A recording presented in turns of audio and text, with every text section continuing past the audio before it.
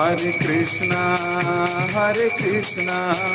Krishna Krishna, Hare Hare, Hare Rama, Hare Rama.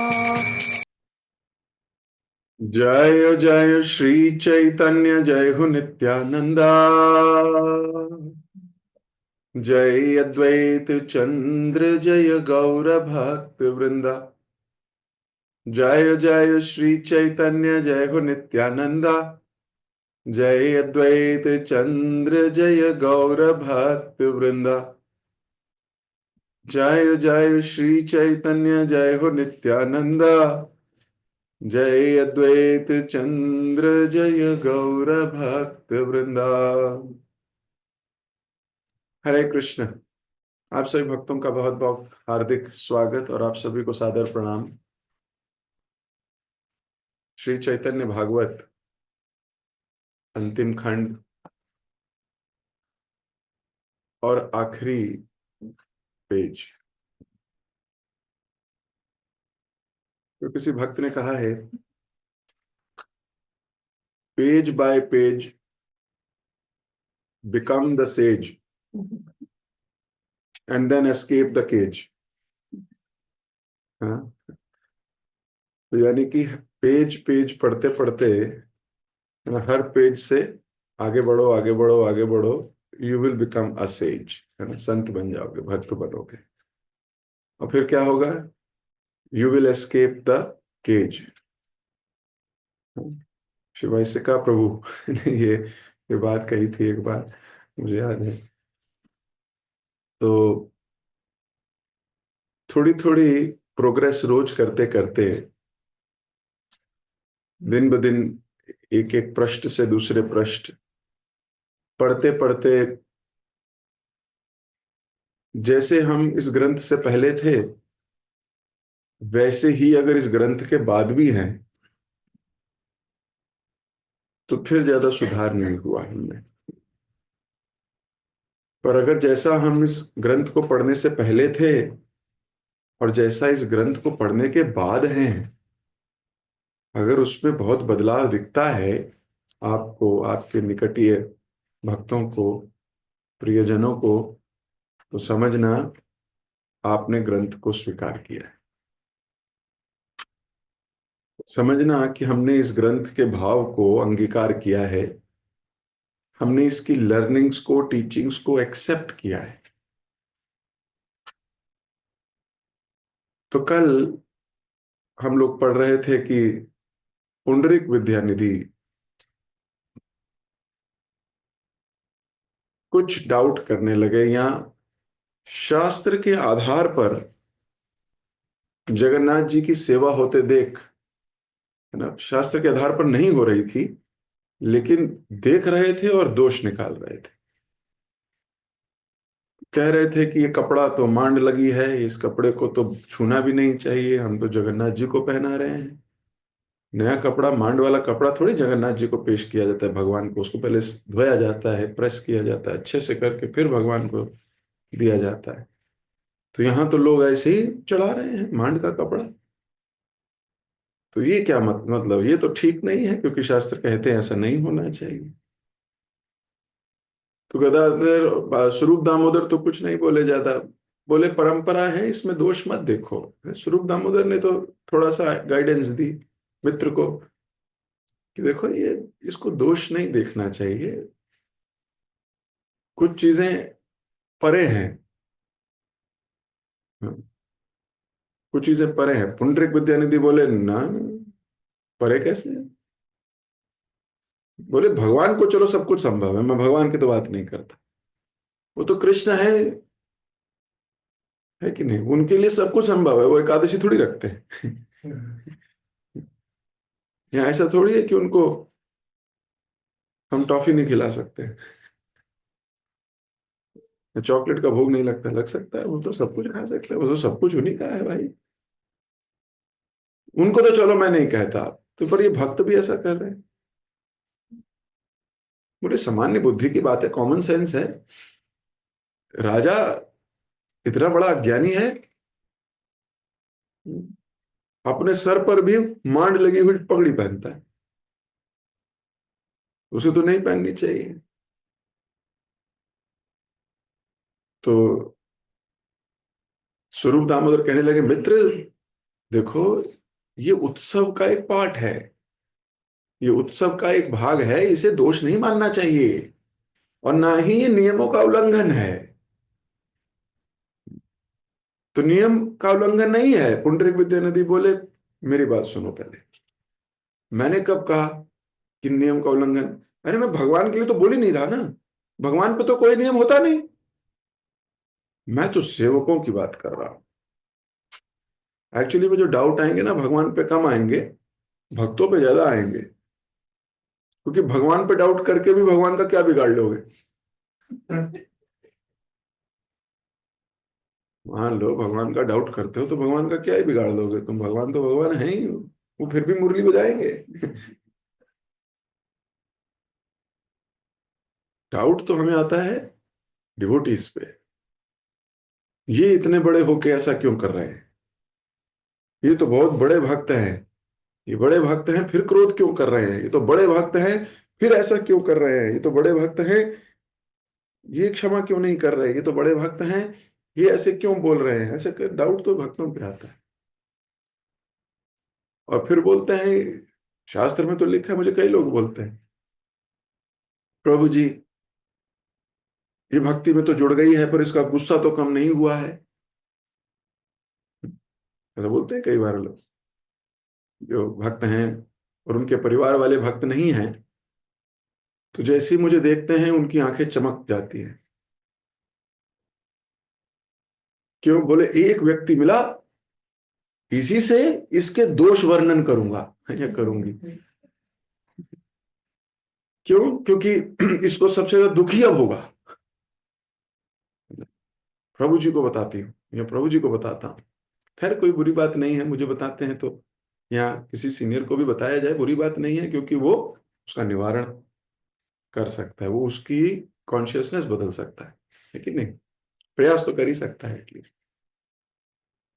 तो दोष किस पे निकलते हैं? भक्तों पे निकलते हैं ना, भक्तों का दोष होता है कि जब से ये मंदिर जा रही है ये तो और गुस्सा करने लगी है,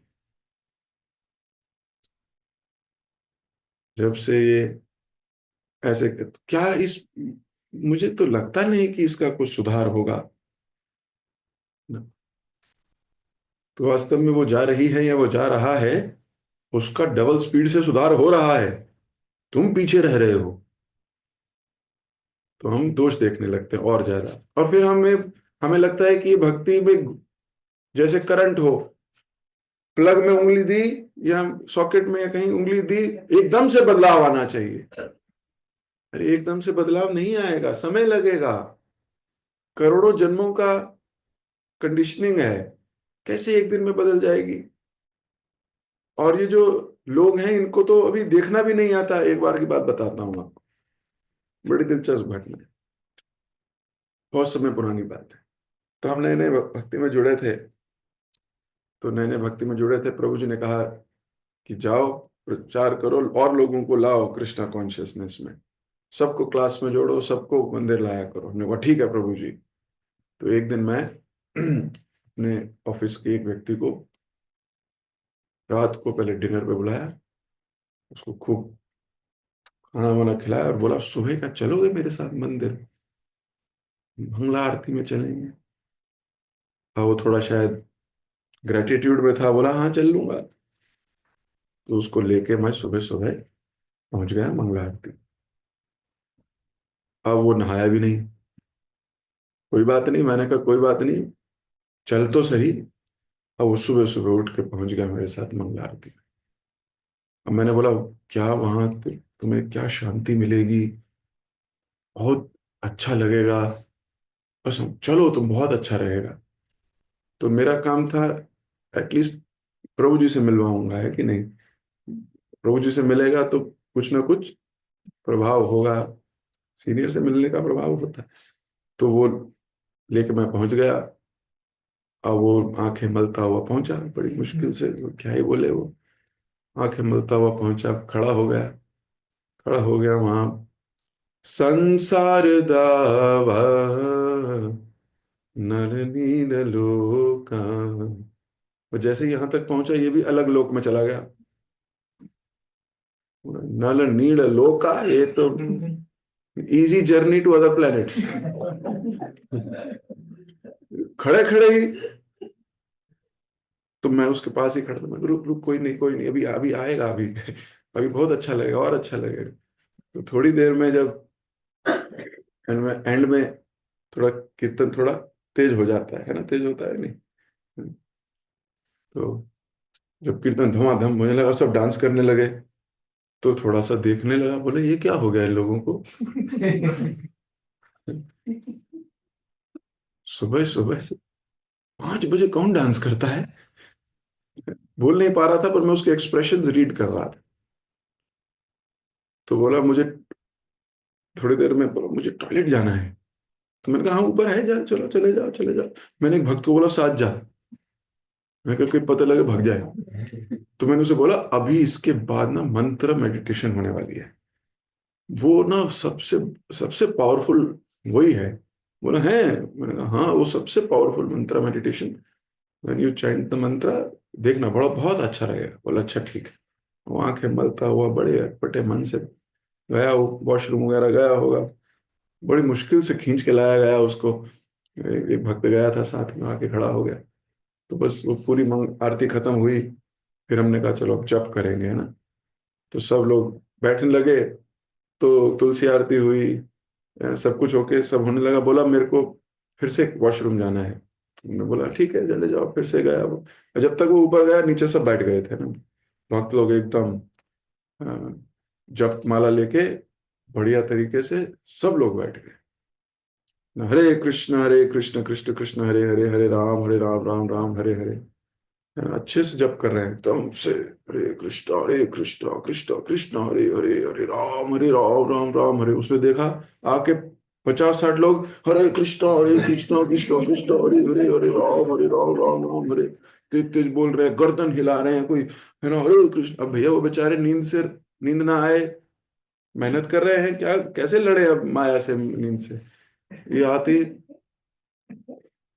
मुझे बोला भूत चढ़ गया सब।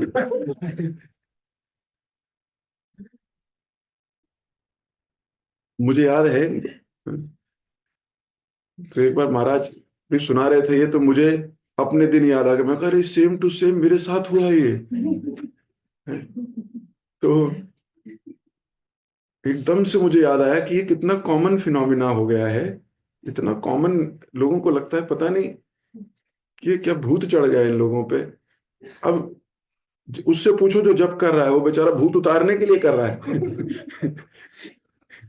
कि जो ये संसार का भूत चढ़ा है उसको, माया ने जो जकड़ा है उसको, ये उसको उतारने के लिए प्रयास कर रहा है, चिल्ला रहा है, भगवान का नाम ले रहा है, और उसको लग रहा है भूत चढ़ गया है इनको।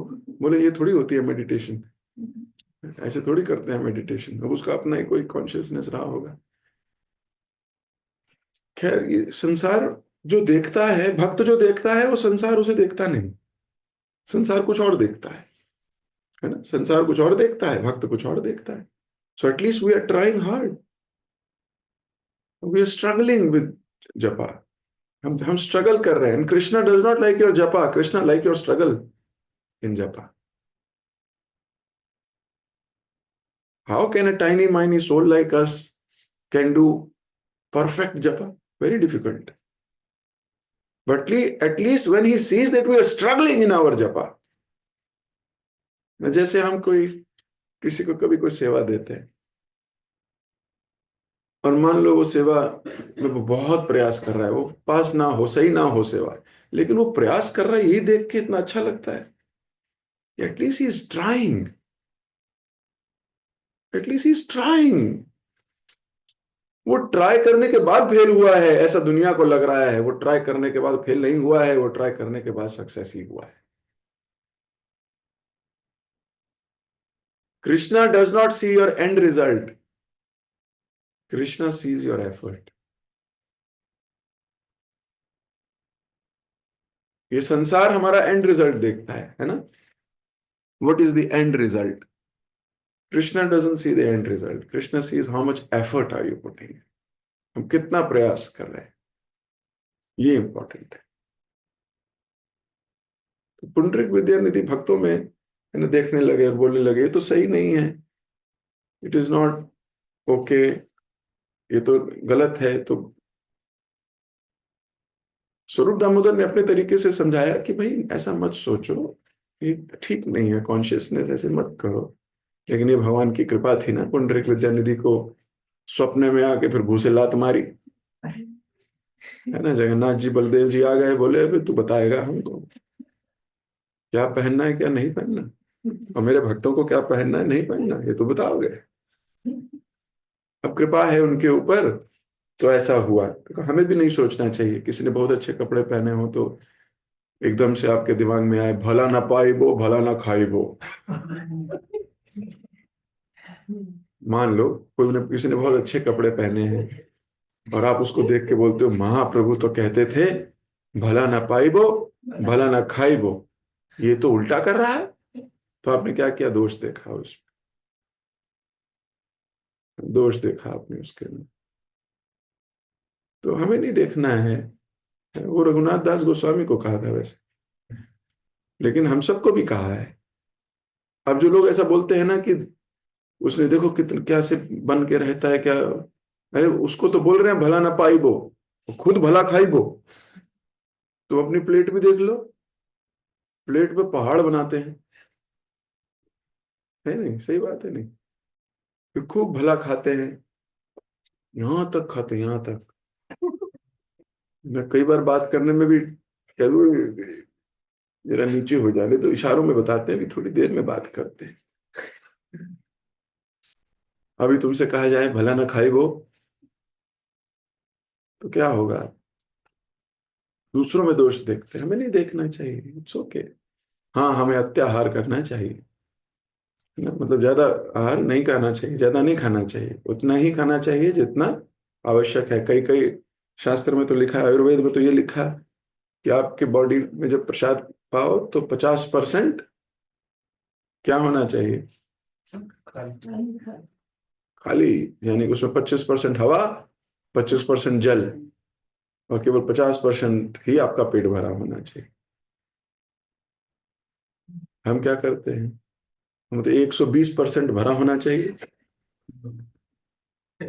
कम से कम, ये मैंने कम बोला है, कम से कम 120-25% भरा होना चाहिए। पानी की तो जगह ही नहीं होनी चाहिए। हवा, वह हवा कहाँ से आ जाएगी, कोई हवा नहीं। और फिर वही व्यक्ति ऐसा कहने भी लगता है जब करेले दिखते हैं उसको, फिर वो शास्त्र बताता है, बोले 50% खाना चाहिए।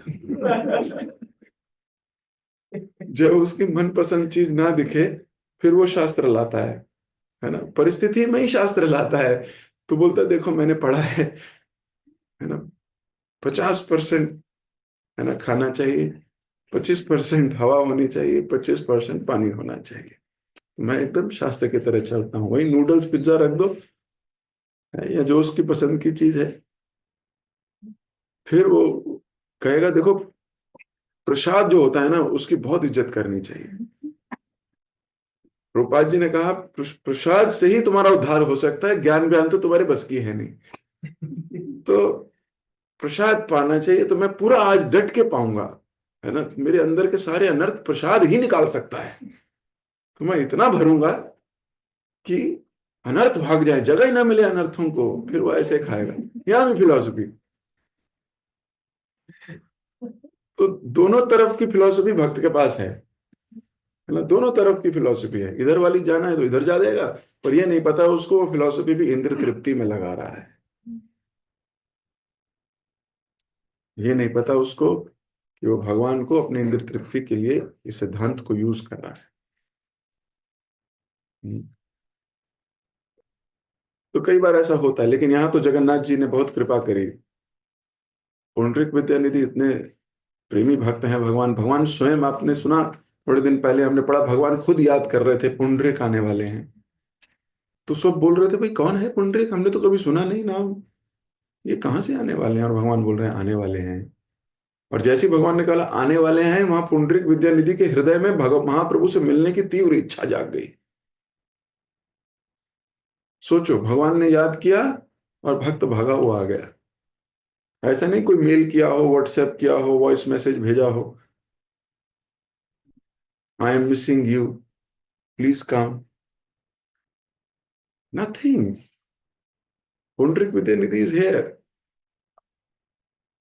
और फिर मान लो पुंडरीक विद्यानिधि आए और फिर आके महाप्रभु से बोले क्या गाल सुझाने आया था?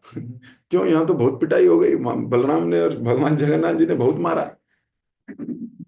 तो दोष, अब भी दोष नहीं देख रहे कि भगवान में आया महाप्रभु, तो यहाँ तो पिट गया आके, आपने मुझे क्यों बुलाया, यहाँ तो मेरे देखो गाल में क्या हुआ है, बहुत मारा है जग्गू ने।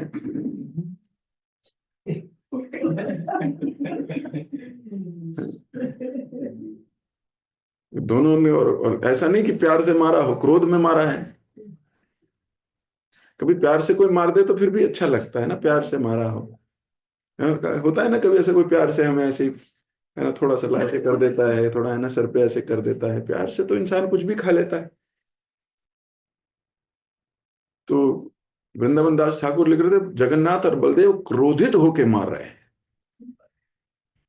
अरे अगर आपके जीवन में जिससे आप, जो आपके इष्ट हैं, जो आपके अभिष्ट हैं, जो जिनके करीब जाना है आपको, जिनको जिनको प्राप्त करना है, वही गुस्से में खड़ा होकर थप्पड़ मार रहा हो, फिर क्या कॉन्शियसनेस होगी हमारी, है कि नहीं? तो यहां पिटाई हो रही है और पुंडरीक विद्यानिधि चरणों में गिर के बोल रहे हैं मुझे क्षमा कर दीजिए। देखो, भगवान को अगर कोई शिक्षा देनी है तो भक्त के तो सपने में जाके भी शिक्षा दे देते हैं, और भक्त जिसको शिक्षा लेनी है वो सपने में भी माफी मांग लेता है। ये भाव कितना सुंदर है कि कोई जगह नहीं छोड़ी भक्त ने क्षमा मांगने की। फिजिकली तो क्षमा मांगता ही है, और स्वप्न में भी क्षमा मांगता है। मैंने कई बार ऐसा देखा है, व्यक्ति आर्टिफिशियली ऊपर से तो बोल देता है आई एम सॉरी, पर जब पीछे मुड़ के जा रहा होता तो दो गाली दे रहा होता है। अंदर से वो सॉरी फील नहीं करता, अंदर से तो कॉम्प्रोमाइज फील करता है, that I have compromised, I still don't think I am wrong, पर क्योंकि बड़े हैं इसलिए चलो मैं माफी मांग लेता हूं, लेकिन मुझे अभी भी लगता है कि मैं ही सही था और मैं ही सही हूं। वो औपचारिकता में क्षमा मांग लेता है कि चलो सीनियर है, मान लिए, शास्त्र भी कहते हैं, धर्म भी कहते हैं, चलो मांग लेता हूं, हालांकि ये श्रेष्ठ व्यक्ति है, एटलीस्ट मांग तो रहा है। कई तो दंडता करके मांगते ही नहीं माफी, वो तो वैसे के वैसे चौड़े होकर घूमते हैं। पर ये श्रेष्ठ है, एटलीस्ट मांग रहा है, लेकिन मांगने के बाद हृदय में पूरा आत्मसमर्पण होना चाहिए। गिल्ट होनी चाहिए कि मेरे कॉन्शियसनेस कैसी थी कि मैं ऐसा बोल गया। अभी पुंडरीक विद्यानिधि फील कर रही है मैं कैसे बोल गया, मेरे को मैं किसी भक्त में ऐसा कैसे देख सकता हूं। और थोड़ी देर पहले श्रीवास क्या कह रहे थे, बोले मेरे को अगर ये मदिरालय में भी दिखेंगे, वैश्या के साथ भी दिखेंगे, तो भी मैं इनमें दोष नहीं देखूंगा। एक वो कॉन्शियसनेस है, एक हमारी कॉन्शियसनेस है। हम छोटी छोटी चीज को भी दोष मान लेते हैं, हर छोटी चीज को। क्यों, लो कॉन्शियसनेस से हाई कॉन्शियसनेस की चीज को देखोगे तो आपको वो डिग्रेडेड ही दिखाई देगी, क्योंकि हमारी अपनी कॉन्शियसनेस खराब है। हम बेकार कॉन्शियसनेस के साथ किसी उत्तम कॉन्शियस चीज को भी देखोगे तो स्वीकार नहीं कर पाओगे।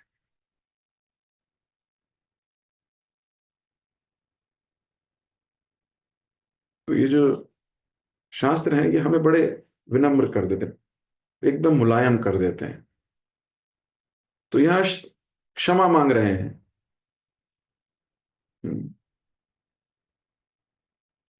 और जगन्नाथ जी देखो कितनी अच्छी बात करें, हम मिलके पढ़ते हैं।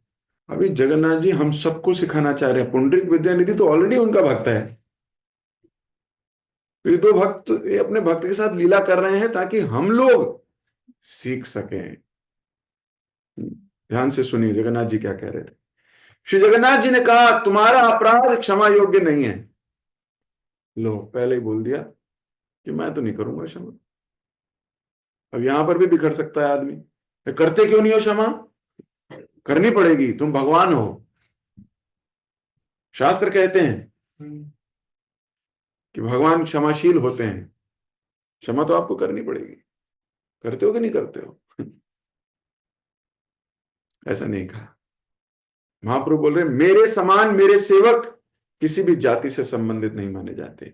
इसे भली बात जानते हुए तुम यहां रहने के लिए आए हो, परंतु साथ ही तुम शास्त्रों के नियम अनुसार प्रत्येक कार्य की बारीकी से जांच कर रहे हो।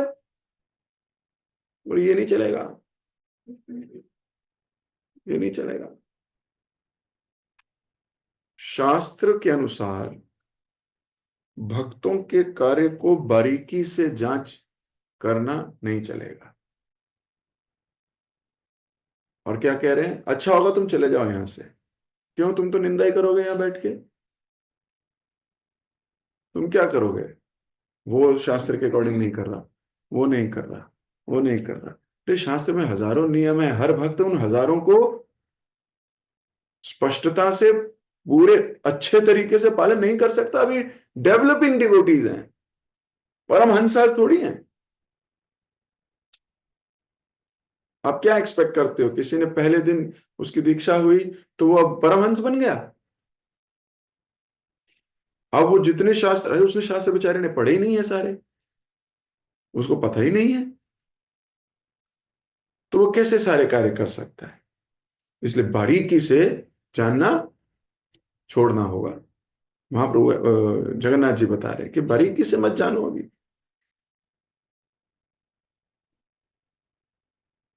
अच्छा होगा चले जाओ यहां से। कह रहे मैंने स्वयं वो नियम बनाए हैं। जब मुझे अच्छा लगता है वो मांडी युक्त वस्त्र पहनना, मेरे भक्तों को अच्छा लगता है, तो फिर तू काहे बीच में आ रहा है कि नहीं? मुझे अच्छा लगता है। तो पुंडरीक विद्यानिधि कह सकते हैं प्रभु जी वो शास्त्र भी तो आप ही ने बनाए थे, जिनके अकॉर्डिंग मैं देख रहा हूं। ये भी आपने बनाए, वो भी आपने बनाए, हम तो कन्फ्यूज आ गए। अभी तो बोल सकता है कि मुझे कंफ्यूजन हो गए है ना, अभी शॉर्ट सर्किट हो रहा है, मतलब क्या करूं, वो करूं कि ये करूं, मैं क्या करूं? तो जगन्नाथ जी इस मूड में लाना चाहते हैं, ना वो कर ना ये कर, जो कहा जाए वो कर।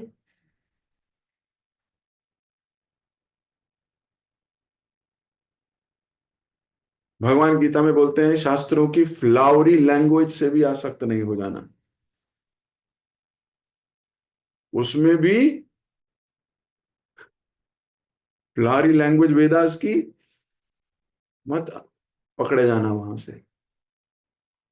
क्रक्स तो कुछ और है, मर्म कुछ और है। सो हर चीज हमें शरणागति की तरफ लेके जाती है ना। मान लो कोई प्रभुपाद जी में ही दोष देखे, बोले प्रभुपाद जी आपके गुरुदेव ने तो 64 माला कही थी करने के लिए, 64 करनी चाहिए। वैसे आज तक किसी ने इसमें दोष नहीं देखा। इसके लिए तो प्रभुपाद जी की पूजा करते हैं लोग।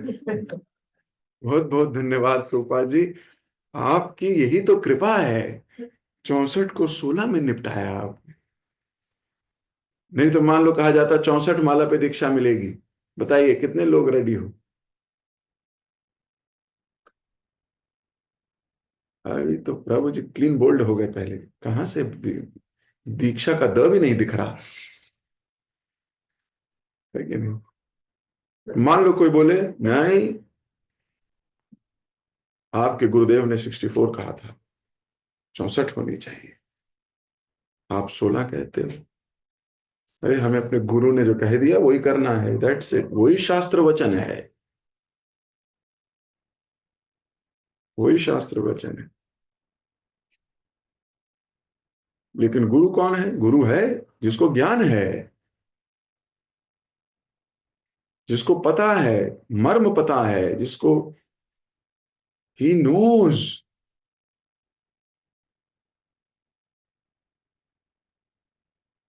तो ये बड़े तत्व ज्ञान है, ये तत्व, गुरु तत्व क्या है पता होना चाहिए, वो इस गुरु तत्व। उनको केवल भक्ति के अलावा और किसी चीज में इंटरेस्ट ही नहीं होगा, no interest, they have no interest in any other thing, they have no separate yojana, only one योजना।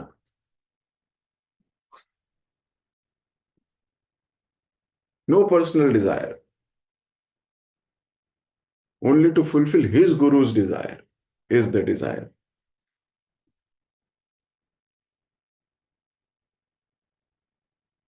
तो यही नियम है, सबसे बड़ा नियम तो यही है। बाकी सारे तो प्रोसेसेस हैं, कर्म, कर्मिक चीजें हैं, उससे ज्यादा भगवान अट्रैक्ट थोड़ी हो जाएंगे। भगवान तो आपके भाव से अट्रैक्ट होंगे, इसलिए उनका नाम है भावग्रही जनार्दन। वो आपके भोग लगाने से अट्रैक्ट नहीं होते, भोग लगाने के पीछे तुम्हारे जो भाव हैं उससे अट्रैक्ट होते हैं। तो ये जो भाव बड़ा जरूरी है। तो ये नहीं, ये वाले कपड़े नहीं, ये वाला वस्त्र नहीं, ये वाला, अरे वो अलग बात है, ऑथोराइज। अब इसमें सेंटिमेंटल भी नहीं होना, क्योंकि ऐसी बातें सुन के कई बार लोग सेंटिमेंटल हो जाते हैं थोड़े और। अच्छा, तो फिर भगवान भाव देखते हैं, तो अब हम आप भगवान को अपने भाव दिखाते हैं। अरे अपने भाव नहीं दिखाने, पूछ लेना गुरु से अपने, डिस्कशन करके, नहीं तो अपने ही भाव दिखाएंगे। बोले भगवान भाव से खाते हैं, तो आज भगवान को हम खिलाएंगे पनीर दो प्याजा। तो भगवान को प्याज नहीं खिला सकते क्या? भाव होना चाहिए, एक्चुअली उसे खाने का अपना भाव है।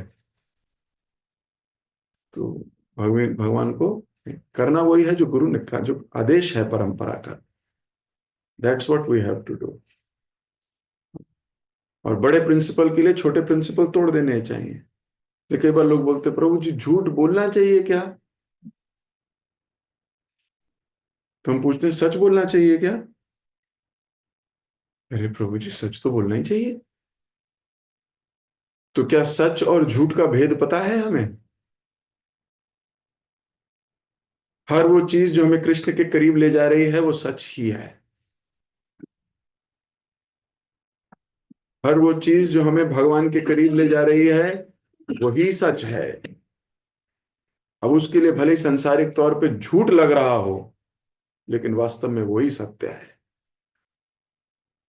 एंड में जाते जाते लोग मरण छैया पे क्या बोलते हैं? राम नाम सत्य है, सत्य बोलो सत्य है, राम नाम सत्य है। अरे भाई जब राम का नाम ही सत्य है तो जिंदा हुए भी बोल लो, वो मरने के बाद ही क्यों बोल रहे हैं? तो जिंदा रहते हुए बोलो। एक्चुअली में भगवान का नाम और भगवान के पास जाना यही सत्य है, बाकी सब असत्य है। तो ये जो भक्त हैं ये मोरालिटी से आगे हैं, ये मॉरल से बहुत आगे है भक्ति। ये तो जिनकी औपचारिकताएं सोसाइटी है, तो वहां हमको सोसाइटल लोग के सामने कहा जा सकता है नहीं, हाँ जी सच ही बोलना चाहिए। जबकि हर वो बात जो कृष्ण के करीब ले जाए वही सच है, और वो बात जो कृष्ण से दूर ले जाए वो झूठ है।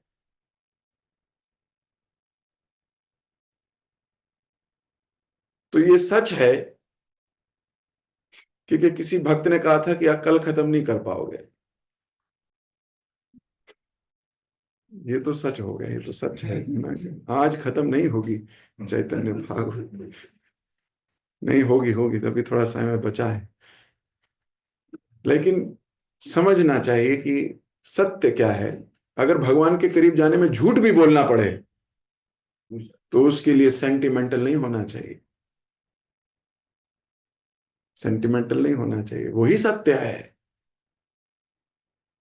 पर प्रभु जी क्या हमने झूठ बोला, क्या ये ठीक किया हमने, हमने क्या ठीक किया हमने, अरे क्या ये चीज तुमको कृष्ण के करीब ले जाएगी? यस प्रभु जी, तो फिर यही सत्य है, यही सत्य है। तो ये बड़े प्रिंसिपल्स के लिए छोटे प्रिंसिपल्स तोड़ दिए जाते हैं। पर कुछ लोग जिनकी कॉन्शियसनेस छोटी है, वो छोटे ही प्रिंसिपल्स को पकड़ के चलते हैं, उन्हें बड़ा प्रिंसिपल दिखता ही नहीं, इसलिए वो दोष देखते हैं। क्यों? वो छोटे प्रिंसिपल्स पे आ सकते हैं।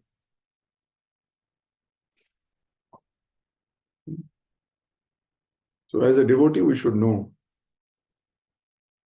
तो पुंडरीक विद्यानिधि भगवान के चरणों पे अपना सर रखते हुए बोलने लगे कि इस महापतित को क्षमा करें, मैं अपना दोष स्वीकार करता हूं।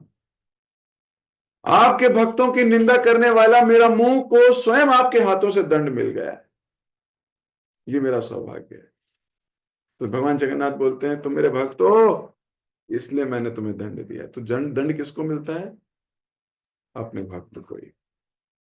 ये भी बहुत अच्छी लीला है भगवान की, भगवान अपने भक्त को ही सुधारते हैं, ये बात सच है। एक बार एक डिवोटी और एक नॉट सो डिवोटी, नया भक्त, इनमें इनमें झगड़ा हो गया, मतलब झगड़ा हो गया। तो आप किसको समझाओगे? किसी को नहीं, आप समझाओगे जो आपके करीब है। जो आपके करीब है आप उसे समझाओगे, जो आपका अपना है, जिसको आप अपना मानते हो, आप उसे डांटोगे, आप उसे कहोगे देखो तुम ठीक करो, देखो कोई, क्या आपको पता है ये सुनेगा, ये मेरा अपना, ये बुरा नहीं मानेगा, उसको आप समझाओगे। और जिसको आपको पता है कि ये तो बुरा ही मानता रहता है, आप उसे नहीं समझाओगे, आप उसको कहोगे हो नहीं नहीं, वो दूसरे वाले को डांटोगे तुमने क्यों नहीं किया।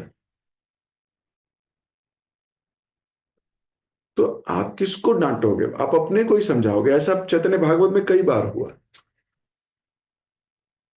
महाप्रभु ने अद्वैताचार्य की डांट लगाई, महाप्रभु ने श्रीवास को डंडा पकड़ के उसके पीछे भागे। अपनों की डांट लगाई जाती है। और कोई बोले कि मेरी डांट लग रही है, मैं तो आई एम, है ना, मैं तो, मतलब सही गलत तो प्रभु जी आपको विवेक होना चाहिए कि सही क्या है गलत क्या है। आप जो गलत है उसी का साथ दे रहे हो। अरे तो भागवतम पढ़ लो, पूरी भागवतम पढ़ो पहले, तब समझ में आएगी। घोड़े चुरा रहा है इंद्र, भेष बदल बदल कर गलतियां कर रहा है इंद्र,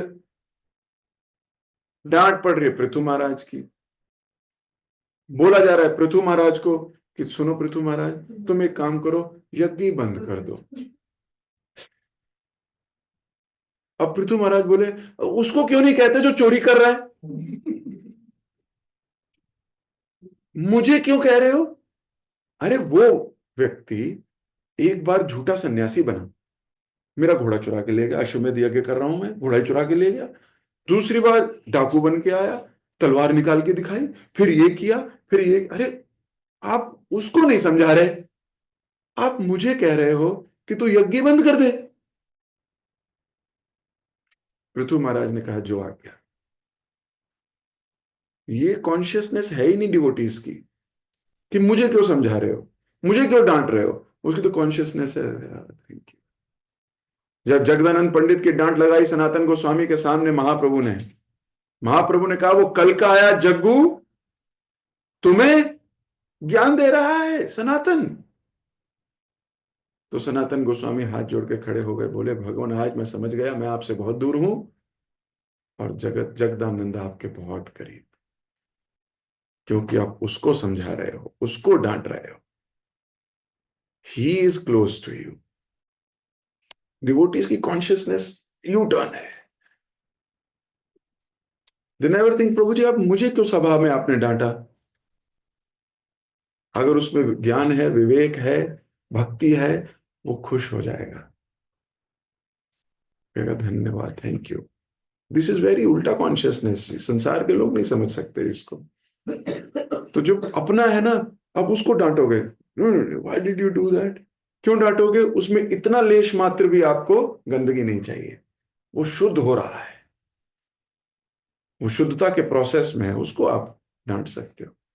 और जो करीब नहीं है, आप उसको नहीं, प्रभु जी कोई बात नहीं, छोड़ दीजिए,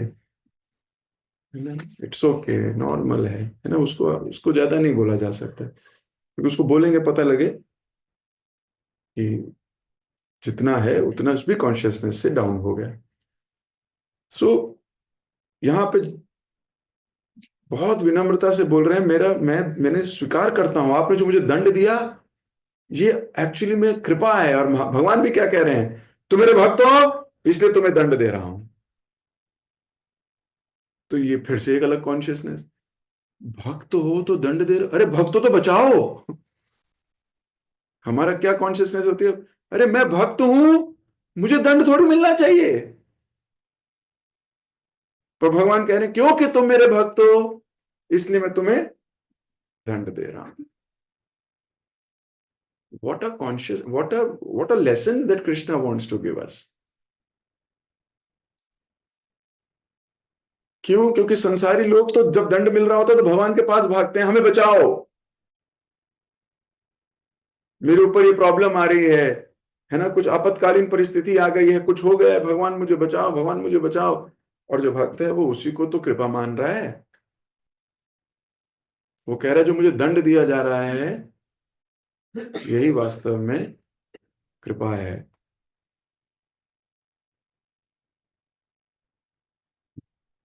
तो ये बड़ी हाई स्टेज है, अभी हम पकड़ पाए या नहीं पकड़ पाए पता नहीं, लेकिन कभी तो पकड़ेंगे, कभी तो पकड़ेंगे। 310 क्लास हो गई चैतन्य भागवत की, तो 310 क्लास में भी पकड़ लेना चाहिए अभी तक हमको। खैर ये जिंदगी की लड़ाई है, आज नहीं तो कल जो अपने पे कार्य कर रहा है पकड़ेगा कभी। भक्ति इज वेरी सबलाइम। कभी डांट पड़ रही हो कि बिन बात पे, कोई बात ही नहीं है, गलती किसी और की है, मान लो हमें डांट पड़ रही हो, गलती किसी और ने की, और हमें बुला के बोला जाए ये क्या हो रहा है, तुम्हें ऐसा नहीं करना चाहिए था, तो हमें ये नहीं करना चाहिए कि अरे पूरा प्रभु जी पूरा पढ़ तो लो, पहले पूरा समझ लो, मैं नहीं, हमने नहीं किया है ऐसा, ये ऐसा नहीं हुआ है ना, ऐसा forget it, it's all right, because it is not between you and me, it is between me and Krishna. Ultimately it is between me and Krishna. तो ऐसा क्या कह दिया था पुंडरीक विद्यानिधि ने भाई, उन्होंने तो शास्त्र की बात कही थी, और जगन्नाथ जी तमाचे मार रहे हैं, शास्त्र की बात कहने पे तमाचे पड़ गए, बताओ। तो स्वीकार करना चाहिए, शास्त्र की बात करने पर भी तमाचा पड़ जाए तो भी स्वीकार करना चाहिए। तो पुंडरीक विद्यानिधि हंसते हुए कहने लगे भगवान ने मेरे अपराधों के कारण स्वयं मुझे दंड दिया है। इस पे भी प्राउड होता है भक्त को। देखिए कितना सुंदर बात लिख रहे हैं कि अपनी कृपा दृष्टि से पुंडरीक को आशीर्वाद देकर भगवान जगन्नाथ बलराम चले गए। जगने पर पुंडरीक जोर जोर से हंसने लगे और अपने गालों पर सूजन का अनुभव करते हुए उन्होंने कहा भगवान ने मेरे अपराधों के कारण स्वयं मुझे दंड दिया है, मैं कितना सौभाग्यशाली हूं।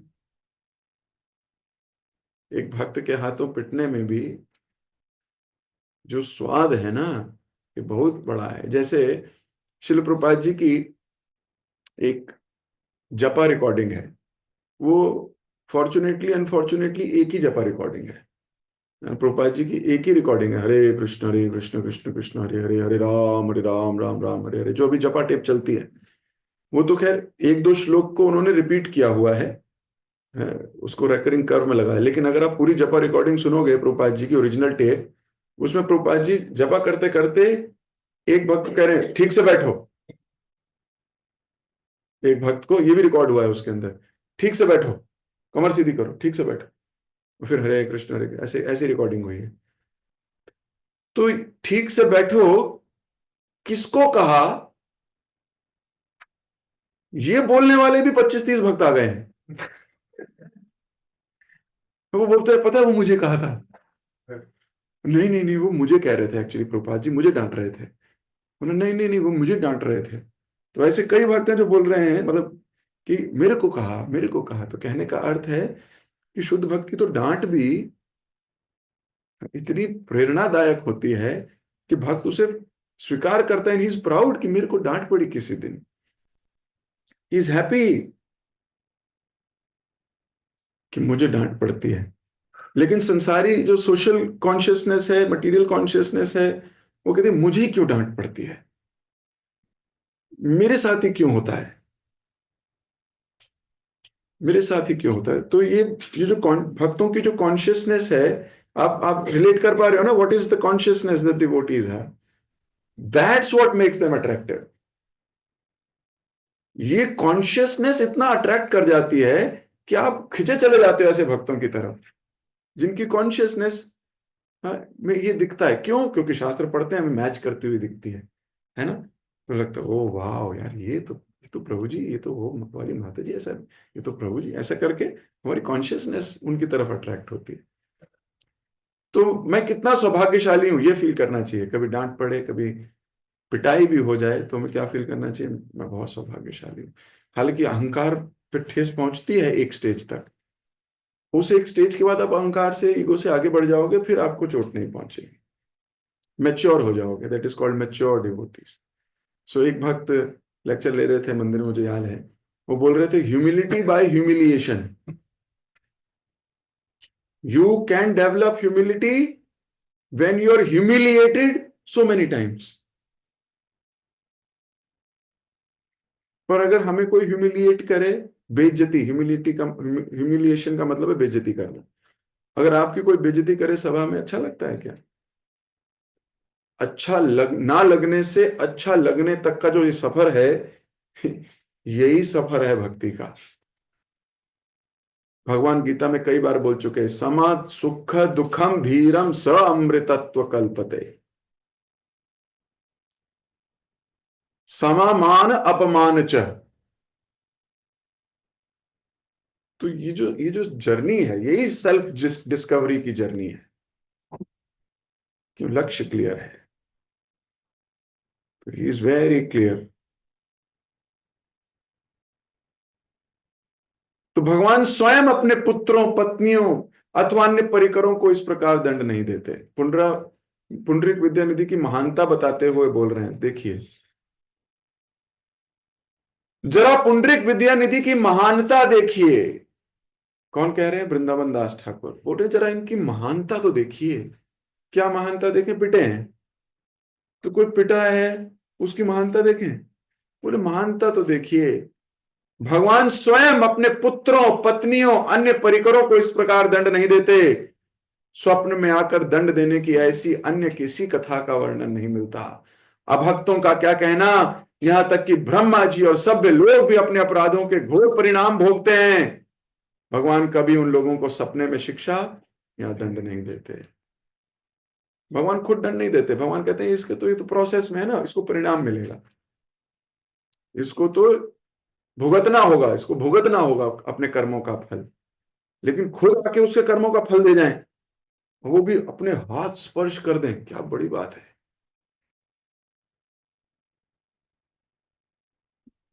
तो कभी भगवान अपनों को, है ना, कैसा बोल रहे हैं कि अपने पत्नियों को, पुत्रों को, भगवान का एक पुत्र है सांबा,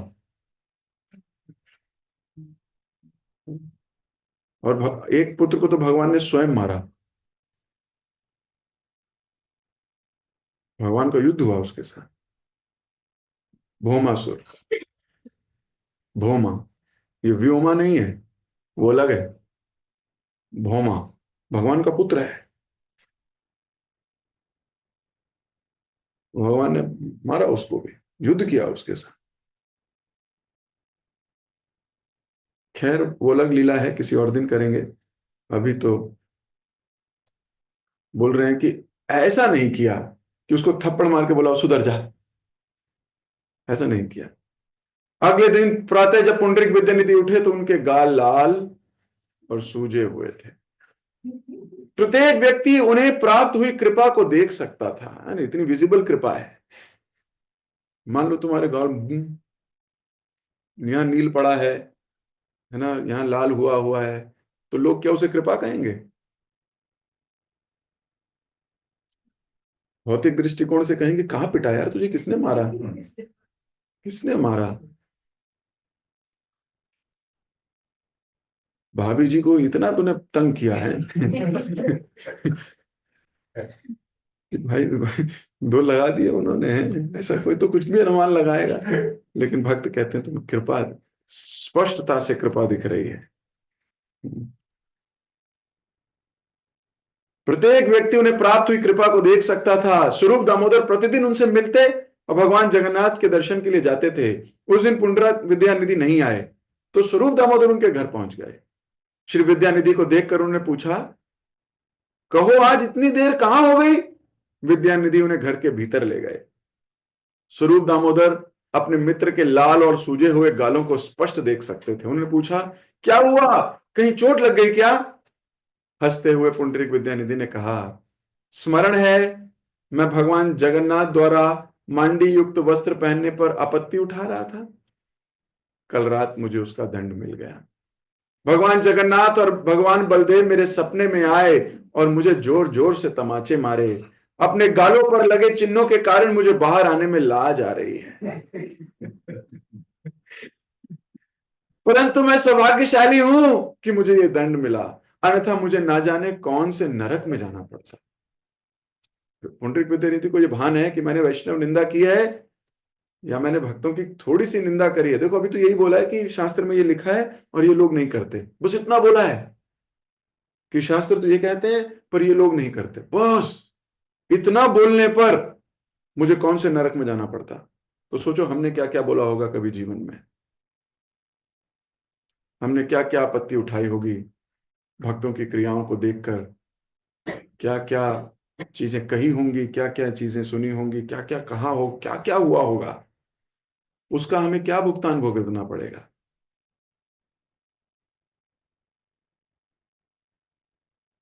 तो बोल रहे हैं अच्छा हुआ मुझे दंड मिल गया, अगर मुझे दंड नहीं मिलता तो मुझे नरक जाना पड़ता। तो ये भी बड़ा इंपॉर्टेंट है। इसी जन्म में पश्चाताप, प्रायश्चित, क्षमा, है ना, नाक रगड़ लें तो बेटर है, नहीं तो पता नहीं कहां जाना पड़ेगा। स्वरूप दामोदर आश्चर्यचकित रहकर अपने मित्र को देखने लगे। एक मित्र को सौभाग्य प्राप्त होने पर दूसरे को निश्चित ही प्रसन्नता होती है। वस्तुतः वे दोनों खिलखिलाकर हंसने लगे। स्वरूप दामोदर ने कहा, मित्र मैंने इस प्रकार का दंड कहीं नहीं देखा। भगवान ने स्वयं तुम्हें स्वप्न में आकर दंड दिया, अद्भुत है। मैंने आज तक ऐसी बात नहीं सुनी थी, परंतु आज प्रत्यक्ष उसे देख रहा हूं। इतने महान थे पुंडरीक विद्यानिधि कि परम भगवान श्री चैतन्य महाप्रभु ने पिता कहकर संबोधित करते थे। पुंडरीक कभी गंगा जी में स्नान नहीं करते थे, क्योंकि वैसा करने से उनके पैर गंगा को छू जाते थे। मात्र गंगा के दर्शन से एवं उनका जल पीकर वे परम आनंद की अनुभूति करते थे। मैं वृंदावन दास अपने प्राणाधन श्री कृष्ण चैतन्य महाप्रभु एवं श्री नित्यानंद प्रभु के चरण कमलों पर यह गीत समर्पित करता हूं। इति श्री चैतन्य भागवत, श्री चैतन्य भागवत की। तो यहाँ चैतन्य भागवत समाप्त होती है। चैतन्य भागवत शुरू हुई थी एक भक्त के गुणगान से, अद्वैताचार्य के, और समाप्त हुई है पुंडरीक विद्यानिधि के गुणगान से, फिर भक्त के गुणगान से। तो वास्तव में देखा जाए तो भगवान का जीवन भी भक्त के गुणगान से शुरू होता है, भक्त के गुणगान पर समाप्त होता है। तो भगवान हैं क्योंकि भक्त हैं, और भक्त हैं क्योंकि भगवान हैं। तो इन दोनों का जो परस्पर संबंध है, दोनों का जो परस्पर विचार है,